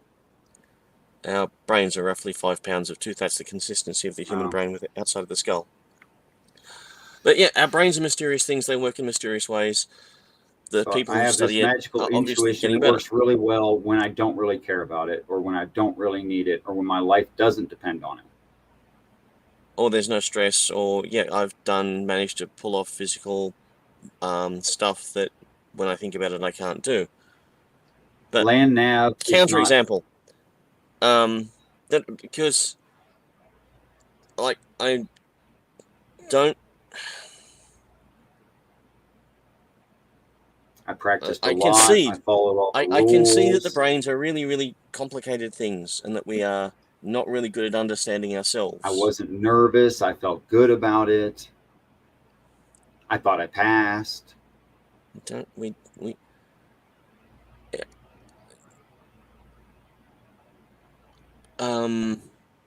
So I checked the answers. I, other than what I've already said, I can't really move this conversation forward because I've got nothing. It's a little bit inconvenient. That's all I'm saying. It is. It sucks. It's terrible. Things are really complicated, but it's like not. It's digressing from the point of people getting inspiration. I don't know what you mean by inspiration. Do you mean information valid people in producing reality things from outside of their experience? Is that what you mean by inspiration? Yeah, effectively, yes. Hence, Escher, Bach, etc. Did I ever ask you if you would do me a favor when we had a conversation like this before? And I say, something like, so I've said it a lot to a lot of people. I don't know that I did or didn't say it to you. I really don't know. You probably have, and I've probably forgotten it. I would look into information theory and see that plainly what you're describing can't happen. It requires another intelligence. No, it doesn't. It obviously requires another intelligence to share the information. That's all. It literally can't happen. Can you give me a reference so that I can perhaps get up onto the same concepts? Information theory. So just typing that into Google, the Boolean engine will get me to a good start point. Well, I don't want to guide you too much because then I'm cherry picking the information. Didn't say that. I said that. I didn't say you said that. I said that. I didn't say you said that. I said I don't want to tell you too much. Go look into information theory. Yes. Okay. So what's the first thing when I go to drive a car? Information. At a fundamental level, I've got to walk up to the bloody thing. And the second thing I have to do is unlock it and open the door. So you have to know that. I would like to have the walk up to the car bit of information theory, thanks. Which is why I said, do I just type in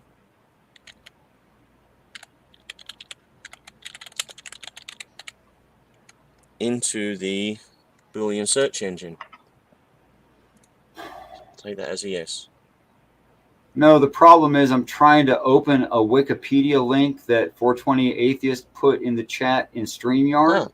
But if you try to click on it in StreamYard, it just brings it up in the stream. You can't bring it up. I have to use a different computer. Then how do I get it from that computer over to this one so I can share it with you guys? I can't. I'm outside as well. So unless I find the link on my computer separate from you giving me a link, I can't even go to the link. It was just stupid of StreamYards. Oh, yeah, but if you have YouTube open, it'll work out of YouTube, because it did. Okay, let me open YouTube on this computer. That makes sense. Keep going. Yeah. Now, I mean, not keep going with this explanation. I understand the rest of the implied information. You were saying about driving a car. No. You were saying about driving a car. Please go on with that. You said to me, go look up information theory. Cool. Yeah. Where do I start? You don't want to tell me. That's frustrating. My counterexample. What do you mean? I don't want to tell you. I don't want to bias you. You got to give me a jump-off point. Of course, I don't want to tell you. You got to give me a jump-off point. Yeah, it's called information theory. There's your jump-off point. That's a word. How do I find the references to the word? It's a pat phrase. I then said, do I type it into the Boolean search engine? That's a good jump-off point. That seems okay. Thank you. And then someone's been really helpful. Thank you. Obviously, I have a problem with the way my brain works. We all have problems with the way our brains work. Yes. So thank you, 420 Atheist Squiggle. If they're suggesting a threesome in the chat, that's okay. That's a bit forward. It's a bit frontal.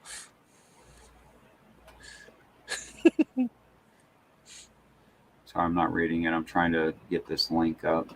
Sorry, he said 3 Aussies in the chat, and then he's put an expletive in the front of going, well, we've only just met. Sorry, digress. Okay. This is all printed. There's no pictures here. 420. Relatively, MC Escher. Oh, he's talking. Sorry, so this isn't about. No, that's Labyrinth. No, it's a different. Yeah, Richard had that up on the screen before, and I was saying no. Search for Relatively MC Escher. Wikipedia. Yeah, it's the maze out of Labyrinth, which they did a really good job of doing with their 80s graphics. Okay. That's what 420 was saying. Was this is a really good place to look at the thing you were trying to get me to find? Yeah, but unfortunately it's so late coming up that it's not what we're currently talking about. Bugger. Which is where you. No, it's late, but it's supposed to be a good example, so why not? Yeah, it's probably a great example, but it's not the image that was in my brain. He went through a lot of trouble to find that for you. He did, and that's why I said really, really great. It's good.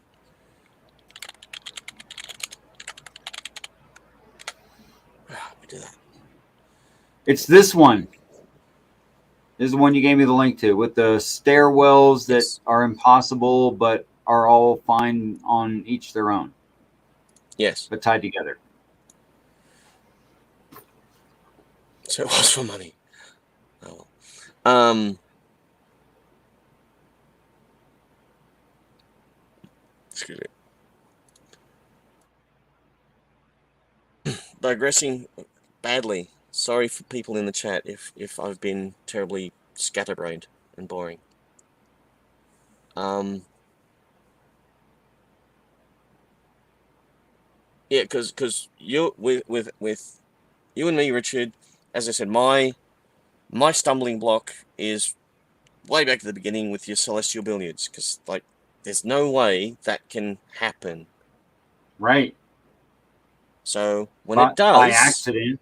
There's no way it can happen by accident. That's the point. In which case, yes, then there'll be many ducks coming home to roost in one fell swoop. Like, oh look, there's intelligent aliens out there. How do we know? They're playing celestial billiards with us. That'll be pretty mind blowing. I think so. Yeah, I think most people would be okay with it just after that. If they're playing celestial billiards with us, I'm pretty sure a lot of people will not be okay with that. The big crash course to get multi-thousand-ton Orions built. I meant accepting of their existence. That's what I meant by okay with that. When you said there's aliens out there, I said they'll be okay with the fact that there's aliens out there, not okay with what the aliens do necessarily. Yes, yeah. Human nature tends to be, if you poke us, we tend to try and poke you back. Yeah, that's not going to turn out very good for us. Because they apparently can, they can apparently, first of all, play, celestial billiards with planetary billiards for one thing. They can do that, and they can apparently come here. We can't leave.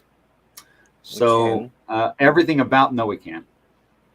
Everything about that, we haven't. What? We haven't left.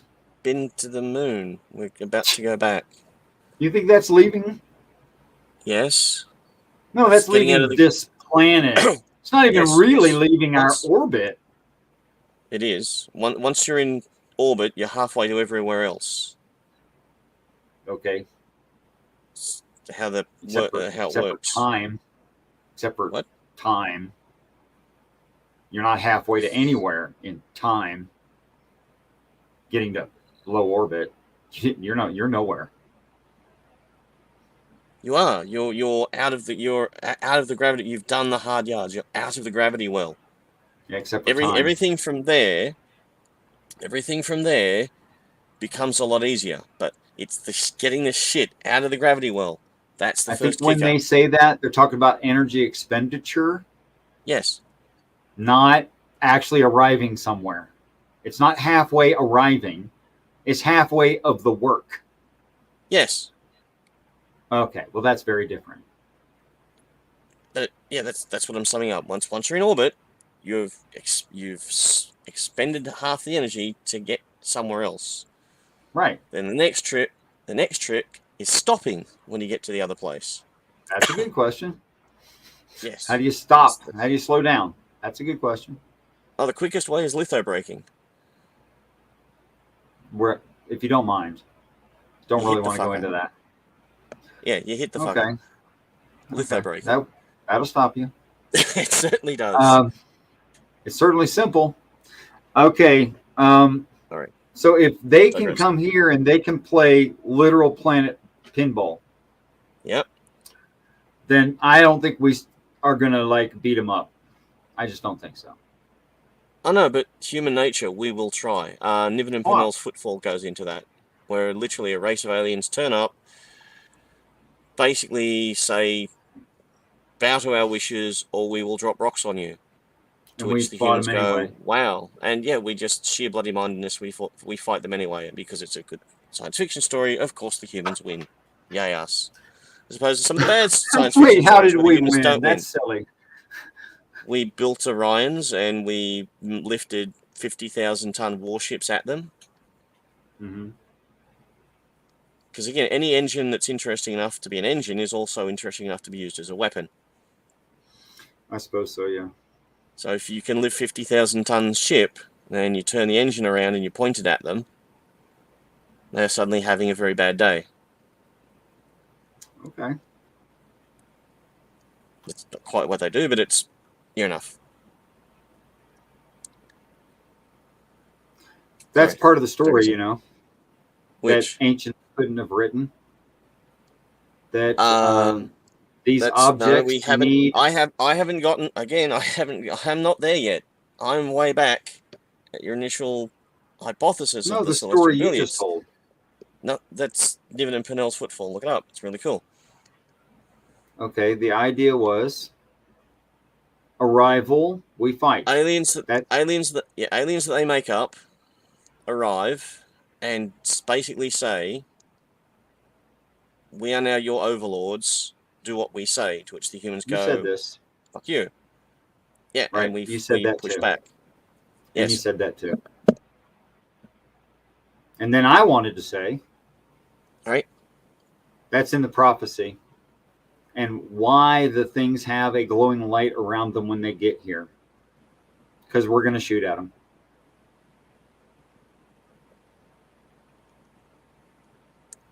Okay. Of course, the glowing light isn't just a glowing light. It does stuff. It's potentially a plasma field or something like that. Yes. Probably, yeah. It just says glowing light. Yeah, depending on the physics they use to get here.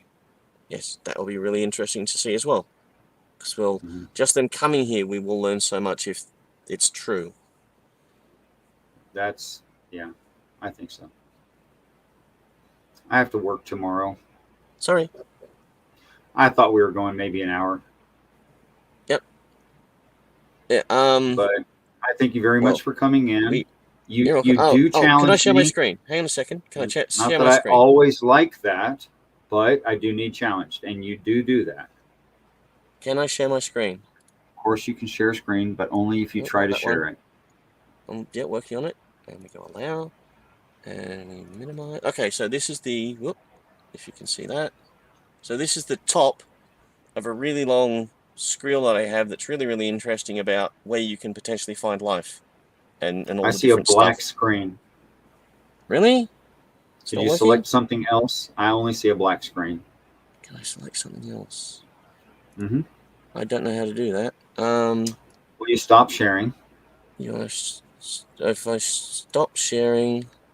Then you start sharing again. And then when you select the thing, you select something not a black screen.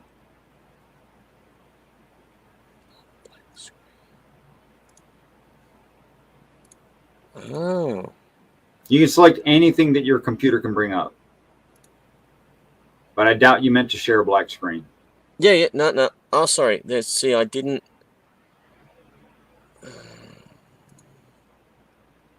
But once you choose something, it won't let you change it. Yeah. A second, so I'm learning this as I go. This should be on the desktop.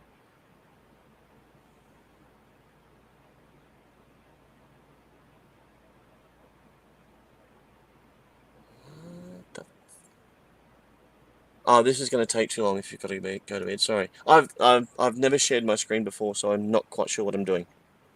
So okay, perhaps let me next ask time you we what can. you've done. No, it's fine. It's fine. Let's take the time to do it. You've been very patient with me. I'll be patient with you. Right, so I've got an image. What have you done so far? Okay, did you go to the bottom? Obviously, you went to the bottom because you did actually share something, and you hit the share. Yep. And then when you did that, you had some options came up. Yep. They read slides, extra camera, video file, and share screen. And after share, you hit share screen, which is the next option, one of the options you have. Or did you share a camera or a video file or a slide? I got it working. There we have something. I can see it. I see a tall white column. Yes, when you're not sharing the. Yep. Okay. So now I can do this. This is what you wanted to share. Okay. That's the top of the column, and then so next time we can go through this because it's really interesting. Not that I understand most of it, but it's basically so this bit is there's us kind of in the middle with water, and then as you go up in temperature, various other liquids or solvents. They can support a form of life, so on and so forth. And then as you go down in temperature, proteins, paraffin, waxes, yada yada yada. And then here's why water is so much of an advantage. But then they have this little note of the narrow liquidity range of some of the above solvents is resolved by invoking higher or lower atmospheric pressures. For example, if you've got a higher atmospheric pressure, or is it lower, ammonia will stay as a solvent for much longer. And then you've got what can exist in the solvents. See, carbon, blah, blah, blah. Then you've got the potential structural alternatives to the carbon, which is iron, sulfur, sulfur, nitrous, blah, blah, blah. You've got the different elements, hydrogen, sulfur. Alternative minerals and metals that can go into the structure of the DNA. Then you go into all the different types of DNA, which is DNA, TNA, RNA, DNA. Then you've got, now this is the bit that threw me. So you've got DNA, which is duplicate form. Then you've got triplicate form, which is what we use. Then you've got quadrille and quintuple bases. Oh, you should have talked to Tony Designs about that.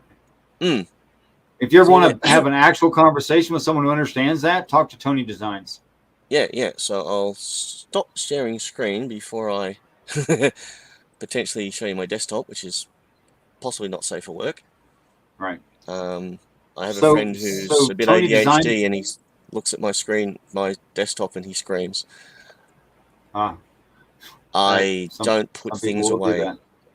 Yeah, I don't either. In fact, I don't care. The desktop Tony plays with plant genetic material and knows a lot about what you were just talking about. It's really cool. Yeah, I don't understand, but it sounds cool.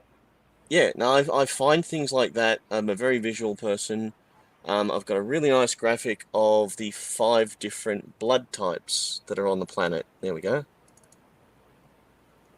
A pause. B No. pause. No, O, red, no. blue, green, and violet. Red, blue. Oh, different kinds of, totally different kinds of blood, not different kinds of human blood.